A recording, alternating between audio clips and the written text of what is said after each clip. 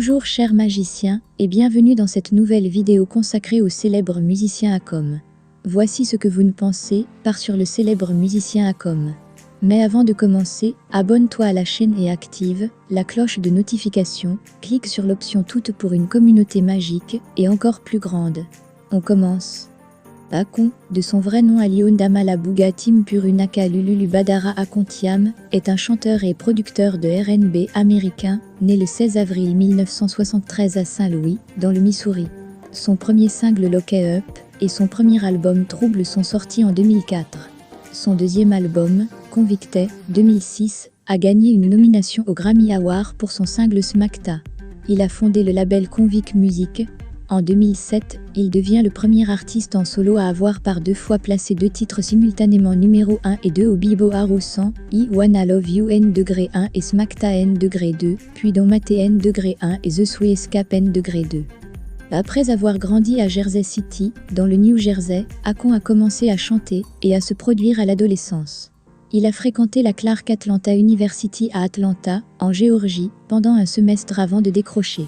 Au lieu de cela, il se concentra sur le secteur de la musique, réalisant des enregistrements à la maison et devenant ami avec Wyclef Jean des Fuges.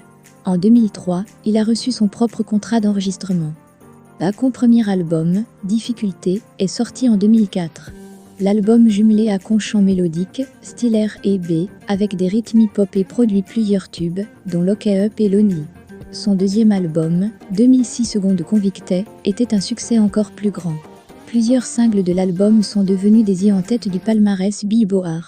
Deux des singles ont présenté des apparitions d'invités de célèbres artistes de hip-hop. Eminem a été présenté sur le single Smackta et Snoop Dogg sur le single I Wanna Love You. Son troisième album, Liberté, 2008, était un peu moins sensationnel.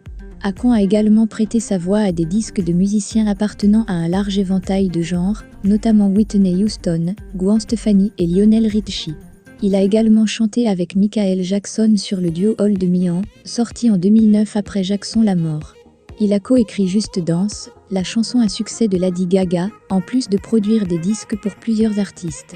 Au-delà de son travail dans la musique, Akon est le propriétaire de deux gammes de vêtements Convict et Alioune, et de divers investissements immobiliers.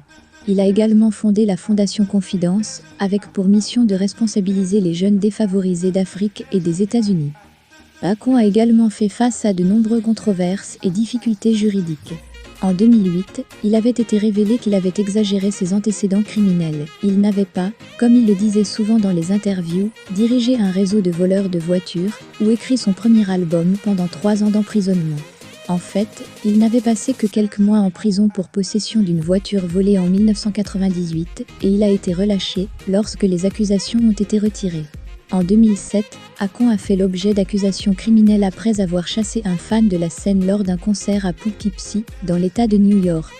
La même année, il a été largement critiqué pour comportement sexuel inapproprié sur scène, avec une fille mineure à Trinité et Tobago. Il a également attiré le feu pour sa décision d'investir dans une mine de diamants africaine. Je vous remercie d'avoir écouté cette vidéo jusqu'à la fin. Merci.